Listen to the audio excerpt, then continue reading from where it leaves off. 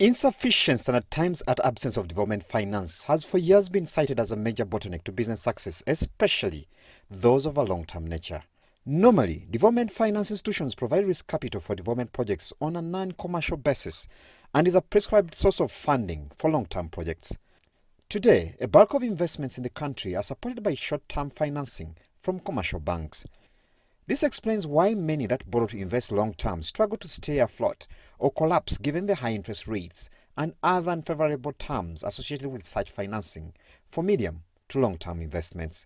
Frankly, at 23% or 20% or 17%, the impact of a loan on a business, especially a long-term business, is not good. Especially when you're competing against countries that are having negative interest rates. Today, the woes of a long-term investor using short-term financing have been made worse by the COVID-19 pandemic. Imagine the position of a scholastic material manufacturer who picked a commercial loan in February of this year to start a new production line in anticipation of an inflow boost with the start of the June school term. It is this state of affairs worrying long-term investors like manufacturers. A lot of businesses are surviving on loans. If you do not address the fact that they are now unable to pay their loans, there's going to be a lot of defaulting and there's going to be a lot of foreclosures, which we do not want to happen, because each foreclosure, if for example in the manufacturing sector, is about 20, 30, 40 jobs that are down the drain. To government, a critical step in addressing this challenge has already been taken.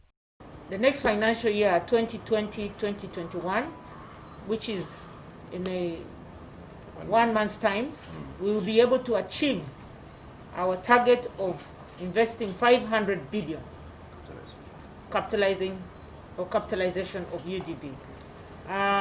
We have also resolved in this board meeting to increase the share capital of UDB from 500 billion to 2 trillion. Special focus has been paid at financing affordability, which remains a major concern of long-term borrowers. I've had discussions with the board and management of UDB for them to work towards reducing the interest rates to 10%. And that will make financing from UDB more affordable than all the other commercial bank lending rates to our manufacturers and our people in agro-business and in agro-processing. Long-term investors have lauded the move as a step in the right direction, but keenly await its rollout. The devil is in the implementation. It doesn't matter how long we take putting together documents. If at the end of the day we implement badly, it's not going to help us.